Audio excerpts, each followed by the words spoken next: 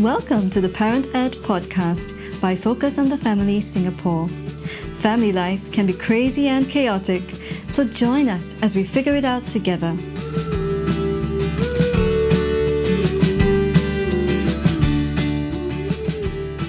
Hello and welcome to the Parent Ed podcast. My name is June and I'm your host for this episode. In today's episode, we will be looking at a common challenge faced by parents. Tech-related tantrums, or challenging behaviours related to the use of devices by children. As screens become an integral part of our lives, kids often find it hard to strike a balance. How do we navigate the digital landscape safely with our children and raise them up to be digitally savvy and emotionally strong? Today, our guest is none other than Chong Ee Jay, who heads our Relations and Partnerships team at Focus. You may have heard him hosting some of our podcasts before, and today is interesting, we have him on the other end. So welcome, EJ, and thanks for joining us. Tell us, how does it feel being on the hot seat? Hi, June. It's so great to be on the podcast, and this is on a different end, and I must say that it is a very weird and strange feeling. I'm very used to being the host most of the time, doing all the asking and listening to all the wonderful responses from invited guests. But this time around, I have to do most of the speaking while you are asking me the question. But I guess it's a very humbling position to be in, because as I take on this role to share perspective, share my experience, I'm once again reminded that beyond my role in my work, whether is it as a counsellor, as a family life educator, I am a father to my son. So I have an 8-year-old son right now, and he is growing in this digital adventure land as we navigate it together as well. I guess it's more in the recent years we talk a lot more about technology. So a little bit of context is for my son in his growing up years, we have, or rather me and my wife, we have tried our very best to provide almost like a digitally sterile environment, because our home we don't have television, and being brought up in this environment, we try to minimize exposure to technology, media influencers. But I think over the last 2 years, as he goes into primary school, we have had to catch up a little bit with him, because while home may seem quite sterile, but I can't keep the influencers away from him when he is talking about technology, or his friends are talking about technology at the school front, at the student cares front. Yep, so I'm on this journey with many of the parents here as well. So hope in this podcast, this little sharing can encourage, if not, I guess, empathize with everyone that we are on this boat, on this journey together as well too. Yeah, we're definitely on this boat together. I can hear you, and I can almost sense the pain and the tension, that primary school has begun and there is after school care. It's like the floodgates have opened, right? And then you're like, oh dear, how do I manage this? So okay, I think today's topic is really up your alley, and I would be really excited to hear some of the things that you have to share. Thank you for joining us, and maybe let's jump right in. Have you experienced any digitally related tantrums before in your recent parenting experience? Oh yes, I just like every one of us, I guess the moment we start allowing our children onto technology, we have to be in a way kind of prepared for digital or tech related kind of tantrums. So in the same way for me and my wife, these last 2 years, we have been allowing our son a little bit more on technology. And disclaimer, it has to be because he's on the school's student learning system, the portal, he has to submit homework, he has to be on technology. So after that, there will be times where he gets to watch video, he gets to try out and play some games as well. So we do have had our fair share, because we start to realize that it's been difficult to pry him away from the laptop or the iPad because he wants more time. And I begin to experience firsthand for myself, how difficult it is to pry him away from that game when he's playing it halfway. Here am I in workshops telling parents to, prevent kids from going to the device. But I am experiencing it for myself. It's not easy. And of course, when he watches his favorite videos on YouTube as well, just pausing it halfway to get him to have some eye breaks. That has caused mini commotions on the home front too. So tantrums like raising, we can hear voice tones being elevated, certain words and certain comments being shouted across. And of course, the low moods behavior as well is something that I've been learning. But I would say I have taken on that posture as well to really keep myself calm as I face some of these responses from my 8-year-old son. Firstly, really not to take it personally, but to realize that that environment that he was immersed in is really quite fun for him. And me coming in to just either, I haven't pulled the plug yet, thankfully. I would say like just putting a stop, a break to it. It is a bit like pouring literally that wet blanket or that cold bucket of water onto him to stop what he enjoys. So I've learned to also put myself in his shoes sometime. And if he reacts, just give him that time to cool down and talk to him. Do you give yourself some time out as well? Like earlier you mentioned, trying to stay calm, right, in the middle of that situation. Do you give yourself like, okay, EJ, I need to take some time, breathe and calm down? Yes, I would say that it's very much needed. So by nature, I found out a bit more myself as I go through this parenting journey, that there's a part of me that is also very impatient, especially with my child who often at times may not be so cooperative, and I will get very riled up and lose my temper sometimes. So when he does some of these like behaviors that are not very cooperative, not following my instructions, and not being quote unquote automatic to have some stoppages along the way, I will get fired up pretty easily. But I've, again, with the help of my wife as well, we keep an accountability, check each other. She would tell me that, I think this is where she steps in and gives me that 5 minutes break to cool myself down. So when she is riled up, I will come in to take over for that, just to allow each other some time and space.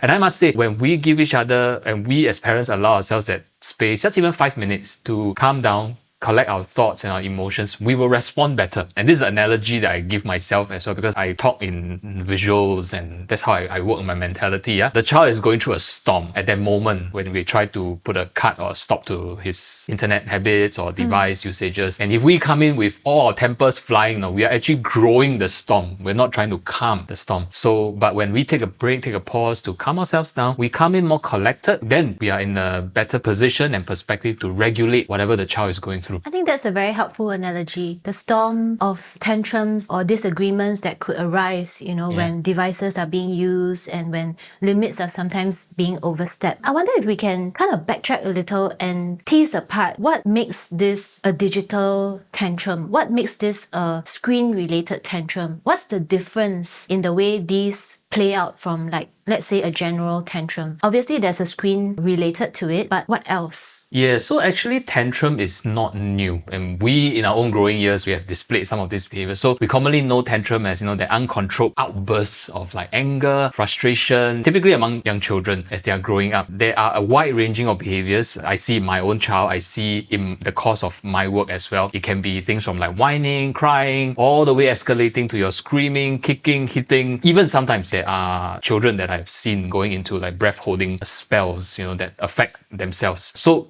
behind all these behaviors that we see, and when I converse with my own son too, sometimes I get him into this kind of cognitive conversations, right, to have with me, why did he behave the way he behaved? And he tells me that sometimes his tantrums comes because he's trying to accomplish something where the difficulty level of the task is way beyond his skills and abilities. If we're not talking about tech-related matters, it can be that Lego, it can be that homework. And in other cases, it could be sometimes the child finds it hard to express in terms of the words. So they just loosen all their emotions and the floodgates out. So June, you mentioned, so how is this different? Whatever we know about tantrum behaviors to now we have this big term called the digital tantrums or tech-related tantrums. I guess when we throw digital devices into the mix, it gets really much more complicated and I would say magnified. Because in the first place, sometimes the device for most modern parents like us today is actually quite a lifesaver. I don't know about you, but I find sometimes in a much needed moment when parents ourselves need a little bit of breathing space, a little bit of a break, some sanity, you put one device out in front of the child. Wow, you experience the kind of silence you never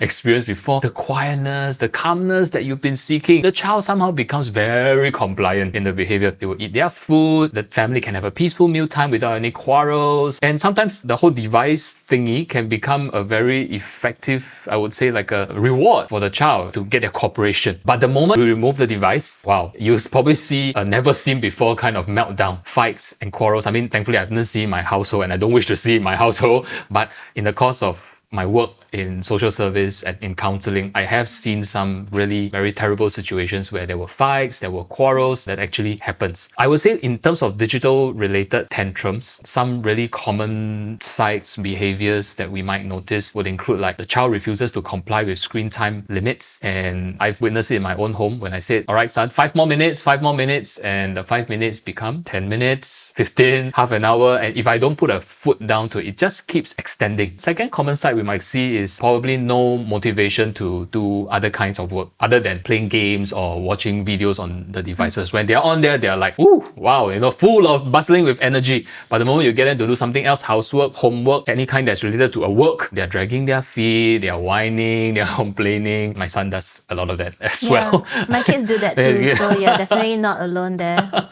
Yeah, and I think one of the third most common ones as well we have seen in the work that I do and sometimes in my own child is very demanding behavior. So this has moved past the point of the whining and complaining, but now they demand it. I recall vividly once I was at a bus stop waiting for a bus, and there was this little child sitting in a stroller, looking quite like a toddler kind of age, and although this just in that particular site that I saw, I don't understand the full context of the family relationship, but the child was like screaming at the mom and demanding for a phone, demanding for her to surrender and give her her phone for the child to use. And the moment the mom resisted and said no, the child just go into that meltdown mode, created a scene at the whole public space. This sounds pretty in a challenging, difficult situation, but maybe I think some of the listeners, we can attest to it, is something that we face on the home front as well. Yeah, although it can sound quite extreme, like a big tantrum or meltdown in a public space, I think it's also kind of like a rite of passage. Like almost every parent has experienced some level of this in their parenting journey. So, okay, no judgment here, right? Yes. We are all in this together and we all have to learn from our experiences as well as our mistakes. So maybe this is also for my benefit, but what are some strategies that we can adopt and use when we are face to face with such a digital related tantrum? Well, when it comes to strategies, I always feel that for parents, we have to, number one is really to be aware of what is the situation we are facing then. A lot of times when parents face the digital tantrums, they often paint a very negative image in their mind.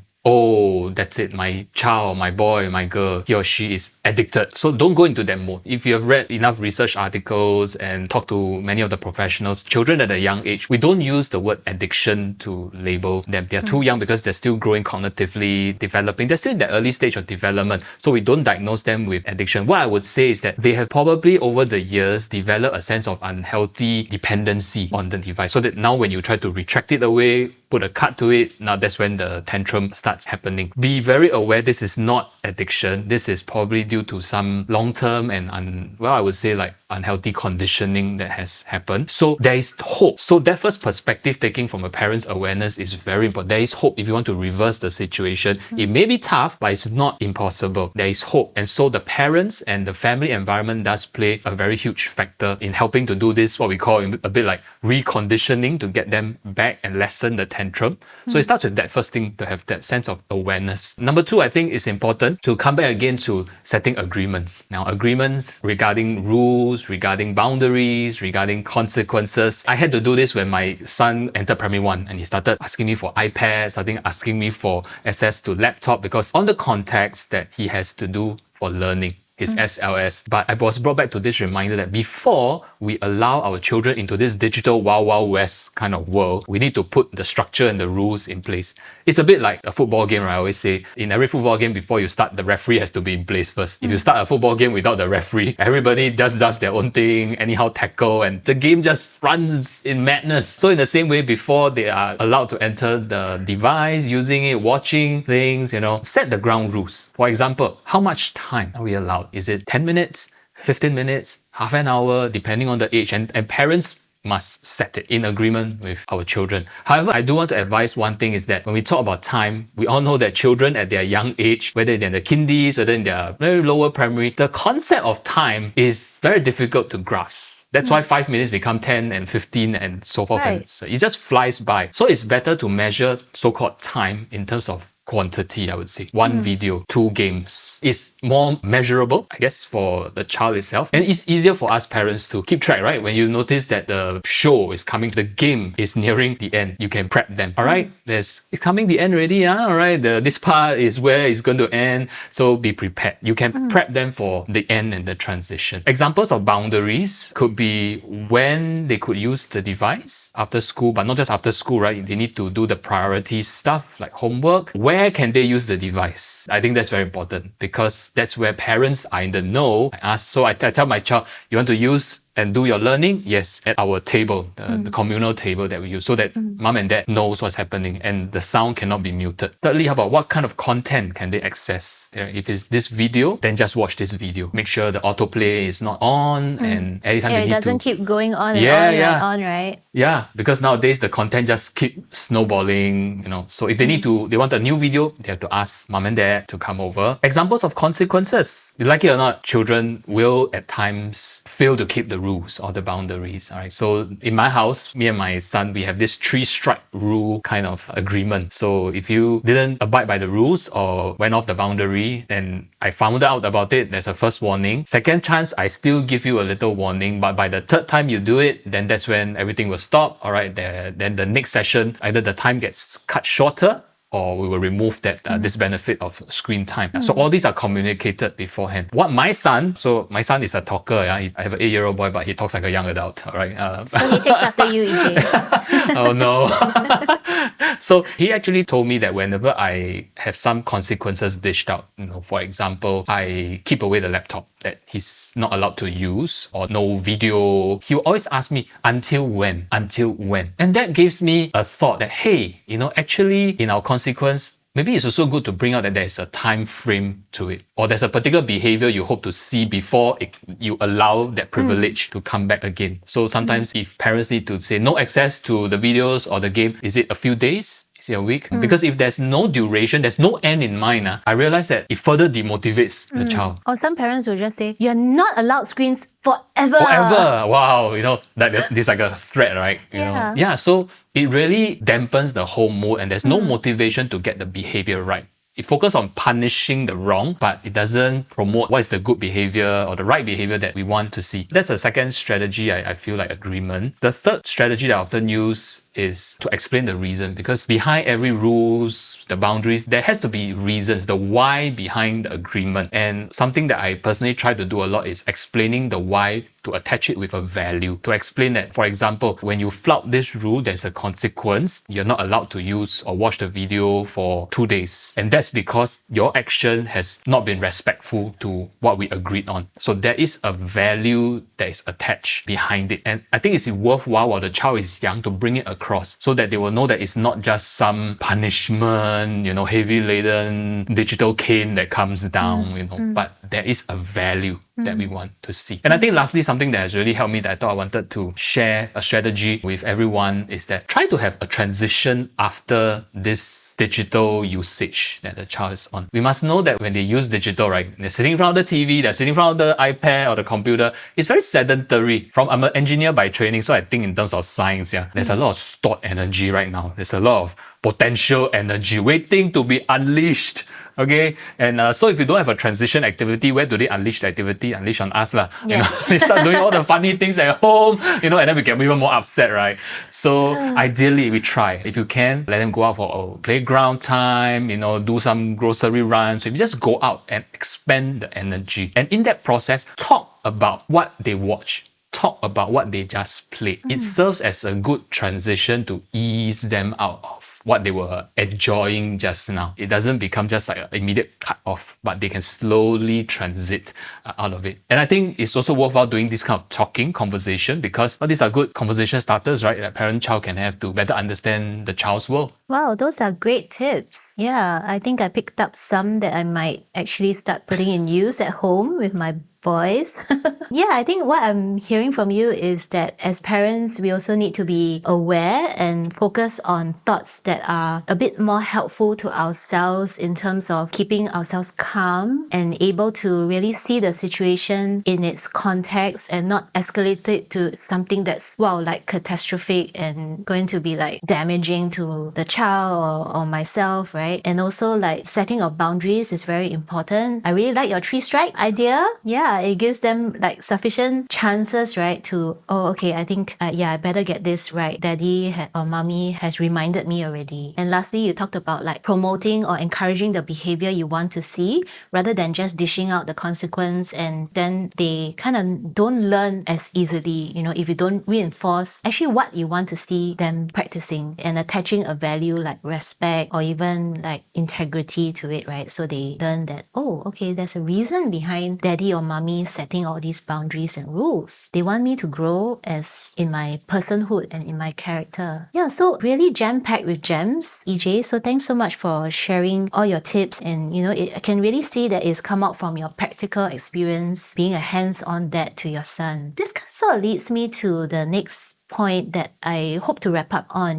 this part about parental behavior and parental role modeling. So how much do you think our behaviors and our own tech habits actually influence our children's behavior and choices? What have you sort of seen in your family, and how do you remind yourself to stick to these healthy tech habits at home? Yeah, I think parental modeling is really important because children at this young age, and I say this both from the course of my work and also as a dad myself, at this young age, they really look up to adults and they literally follow what you do. But behind it, they are also questioning as well. So if you say this family time is important, but then when you're with us, now whenever my son, do I really demonstrate that it is important? Do I show that it is important? The moment I bring out my device, the moment I bring out my iPad, I'm actually sending him two kinds of message. One is that the work I'm doing is very important. But what worries me most during my own personal reflection was that, am I sending him the message that my work is more important than him? That's why when I'm playing with him, I am actually replying email.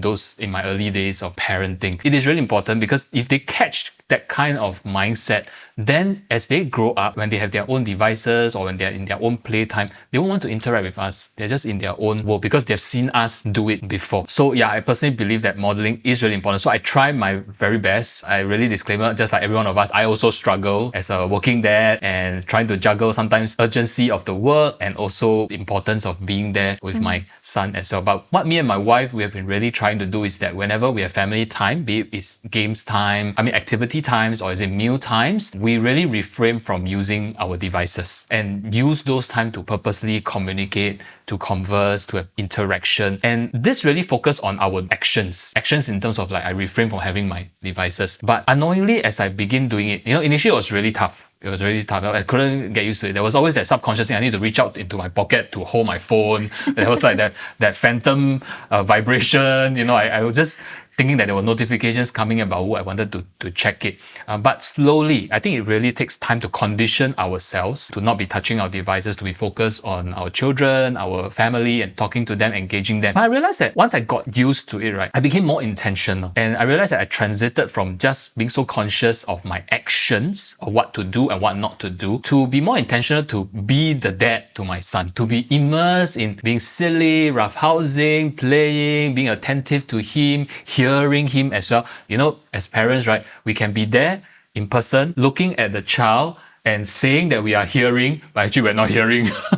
We are half hearing, because half of our brain is devoted thinking about what is that next email coming in. Later I have something to do in my work. That's me, EJ. We are all guilty of that, June. Yeah, we have to keep practicing so that we transit over to being intentional. We talk about a lot of times about being intentional parents. And I think being intentional parents really is about being there with them, enjoying that particular moment. It doesn't come easy. Honestly, it takes a lot of practice. So I guess when we are doing that, we are also modeling, talk about parental modeling, we're modeling to our children that, hey, not only is the child, you are important, but the family time and the environment that we all crafted out together is important. I place value in this. That's why the other things can wait. But now I am here. We are here together. Well, I think hearing you share that, right, two words sort of come to mind. The first word is the intention, making that very intentional decision to value family, to value that relationship building, that process of paying attention to your child. The second word that comes to mind is choice. The fact that what I find personally encouraging from hearing you share today is that we are given all these opportunities every single day to make a choice. And that is, we want to make that choice to prioritize a certain time shared with our children, whether it's just hearing them out after a rough day or, just giving them some practical support with some difficult homework that they've gotten for the day, right? And every day we have this many opportunities to exercise this choice. And even if certain days we really have to deal with something at work and it's really urgent, then that's fine. We can explain it, right, to our family and seek that support and understanding, because we are also human and we can't,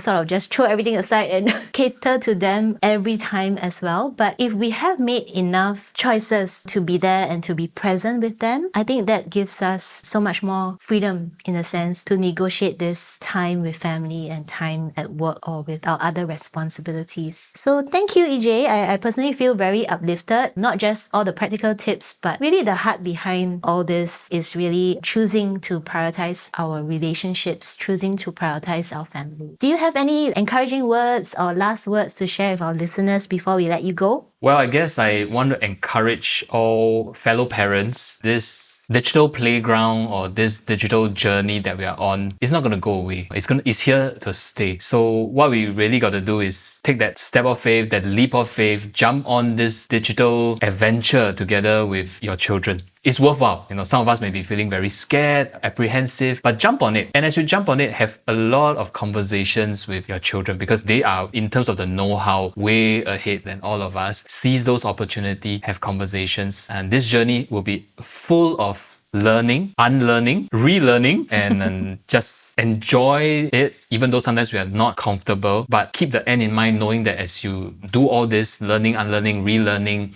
calibrating, recalibrating, it will work out for you and I as parents, our good, for the family. It won't go to waste. At the end of the day, you will really see, maybe it's really like, for example, the empathy between you and your child increases, understanding is increases. You will only see this maybe in a few years' time, but it's worthwhile taking this digital adventure with your children. So don't give up, press on. Just like computer games, right? Sometimes we lose the computer game, but we keep on trying. So it's in that spirit. Thank you, EJ. And indeed, we are all on this journey together, right? So for those tuning in, we trust that you really benefited from this episode with EJ sharing from his experience as a dad. And we hope that you feel more confident knowing how to navigate tech-related tantrums, and even have some ideas on some small preemptive steps you can take towards setting up that healthy tech habits at home. For more parenting resources, do visit our website at www.family.org.sg. And as always, do keep tuning in to the ParentNet podcast. We hope to see you next time.